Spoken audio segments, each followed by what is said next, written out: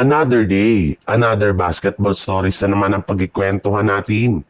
At ngayon nga ay ang pag-uusapan natin ng balitang may bagong trade nga daw ang Los Angeles Lakers. At ang balitang may bagong superstar na nga daw ang Golden State Warriors. Alam naman nga po ninyo na inaasahan nga na mawawala si LeBron James ng at least 3 to 4 weeks o isang buwan dahil sa kanyang natamong injury na siyang rason bakit hindi siya makakapaglaro sa opening night ng regular season laban sa koponan ng Golden State Warriors. Kaya mapipilitan nga ang Lakers na maghanap ng bagong player na pansamantalang papalit sa starting position ni LeBron James.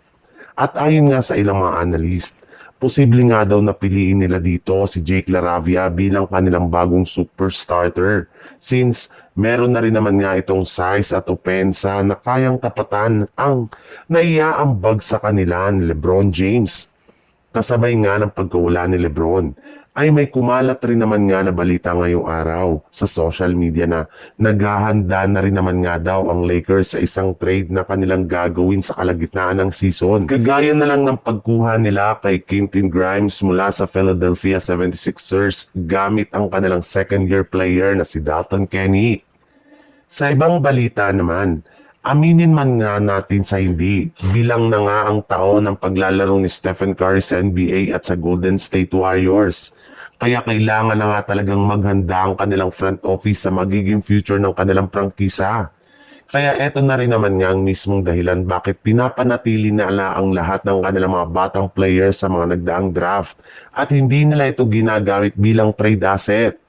At isa nga sa pinaka-inaasahan nila dito ay si Brandon Podziemski na nakuha na ang tiwala ng kanilang head coach na si Steve Kerr matapos siyang ilagay nito bilang kanilang starting shooting. Ngunit mukhang dahil nga sa mga ito ay unti-unti na rin na mga lumalaki ang kanyang ulo at maging mayabang matapos nitong sabihin sa kanyang interview na hindi na nga daw siya makapaghintay na palitan si Stephen Curry bilang bagong main man ng Golden State Warriors sa mga susunod na taon.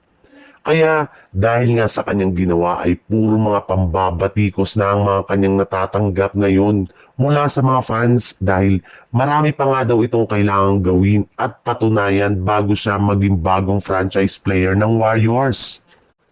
Napakalayo pa rin naman nga daw ng skill set ni Curry kay Podziemski kaya imposible pa nga na siya ang pumalit dito.